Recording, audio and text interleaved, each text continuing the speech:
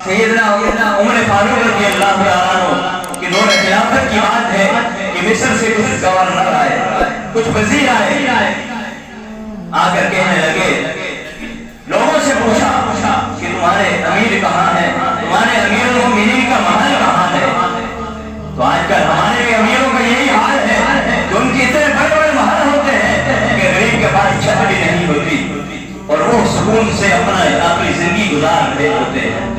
تو لوگوں نے کہا کہ ہمارے امیر المومنین ہیں، ان کا کوئی محل نہیں ہے، جہاں مسجد نبوی میں ہوں گے، اگر وہاں نہیں ہوئے تو بیت المال کے جو اونٹ ہیں ان کی دیکھ بھال کرنا۔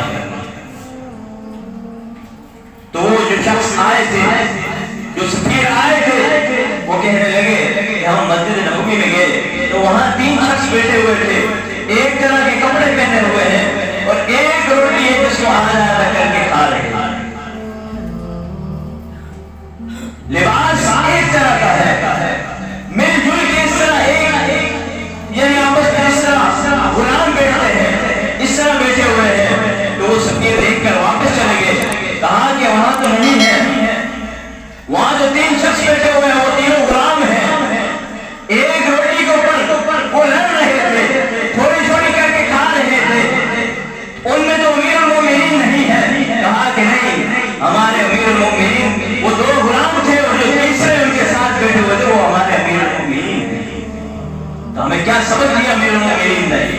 وقت کے بادشاہ ہے لیکن حال اپنا اس طرح رکھا ہوا ہے کہ لوگوں میں اس طرح گھل مل کے رہتے ہیں کہ کسی کو محسوس تک نہیں ہوتا کہ ہمارے امیر کون سے ہیں اور غلام کون سے ہیں۔ تو آج ہمارے اوپر کی حکومت کیا ہے کہ اگر وزیر میں کسی روڈ سے گزرنا ہوتا ہے تو وہاں سے ایمبولینس تک جانا بند ہو جاتی ہے، بھلے بندے مرتے ہیں مر جائیں لیکن یہاں سے ہمارے وزیر میں گزرنا ہے، راستہ بند ہے۔ کیوں؟ وہ امیر المومنین